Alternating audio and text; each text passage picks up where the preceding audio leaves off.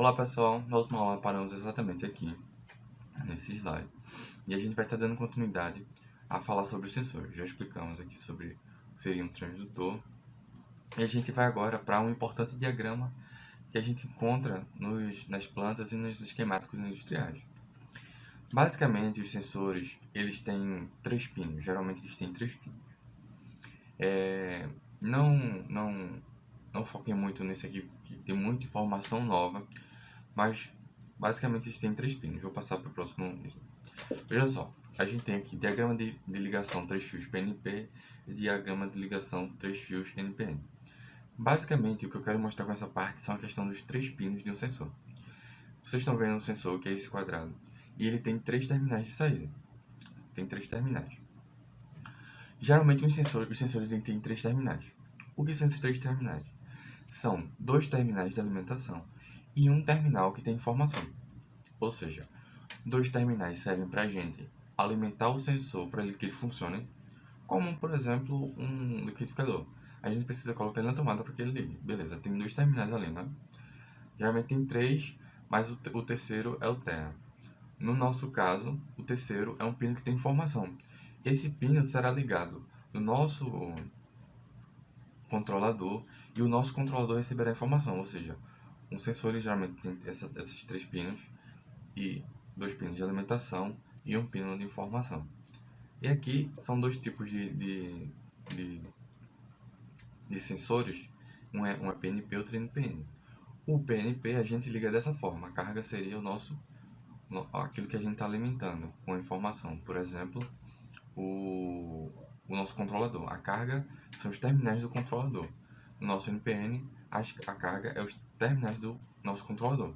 Então, basicamente, na indústria, como eu já falei em várias outras aulas, disciplinas, na indústria a gente tem muitos parâmetros e vários padrões.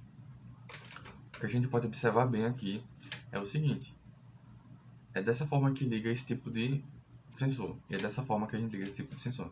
Então temos que ficar prestando muita atenção e utilizar assim, os padrões estabelecidos para que a gente consiga fazer as coisas da forma correta.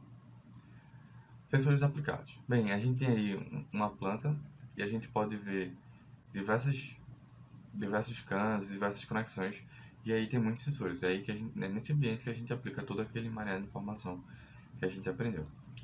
Por exemplo, o sensor de fim de curso simples. Vocês podem ver essa estrutura aqui, essa estrutura física do sensor. Aqui está os terminais para a gente identificar se o sensor foi ativado ou não. Aqui está a palheta que recebe a força para que o terminal ele seja acionado. E a gente diz, olha, chegou no fim do curso ou não, por exemplo, chegou no fim do deslocamento. E aqui está a parte que é acionada para acionar um interruptorzinho dizendo fim de curso ou não, ok? Por exemplo, tem que ter um fim de curso com rolete. Esse fim de curso, o que vem pode deslizar em cima dele. Ou seja, no anterior não tem como fazer isso. Simplesmente tem que ser uma força nessa direção aqui que foi mostrado na seta. Nesse daqui pode vir de várias direções. Por exemplo, assim. Pode vir assim. Opa! Pode vir de cima. Que ele vai conseguir receber essa informação, porque a forma mecânica dele suporta receber de várias direções. A gente tem o fim de curso com balanço, que ele pode escolher a distância que esse fim de curso vai funcionar. Assim, mesma coisa do outro, só que esse ele pode deslocar a distância que o fim de curso será ativado. A gente tem os fim de curso com as tens móveis, que nesse é uma outra construção dos mesmos que a gente está vendo. E esses finicursos mecânicos, eles são muito importantes, muito utilizados. Eles são de grande utilização, muito utilizados mesmo, porque eles verificam, por exemplo, o final de uma porta, o final de um deslocamento de um eixo, e se o processo chegou ao fim daquilo que requeria realizar. Enfim, é muito utilizado. Esse é um tipo de fim de curso que foi utilizado com um laser, ou seja, a gente tem uma espécie de fim de curso, mas utilizando o laser. Então, o fim de curso, ele, assim, o sensor para final de um curso de movimentação pode ser de várias formas, mas o sensor fim de curso realmente é aquele mecânico, ok? O que os sensores de fim de curso e os aviões têm em comum? Essa é uma pergunta bem legal.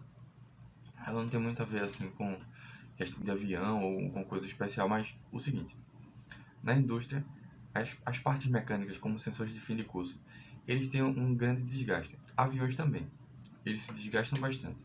Mas o que é que acontece com os aviões para eles voarem, por exemplo, 30 anos sem cair?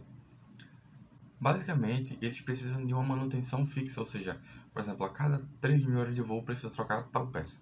Mesma coisa é um sensor fim de curso. A cada tantas horas de funcionamento, ele precisa realmente ser trocado. Então, o fim de curso, ele tem essa analogia com o avião, porque ele tem uma vida útil relativamente baixa. Então, prestar atenção nessas questões. Muito obrigado pela sua atenção. A gente ganha uma familiaridade maior com os parâmetros de fábrica e de indústria e as principais questões envolvidas. Até mais, pessoal.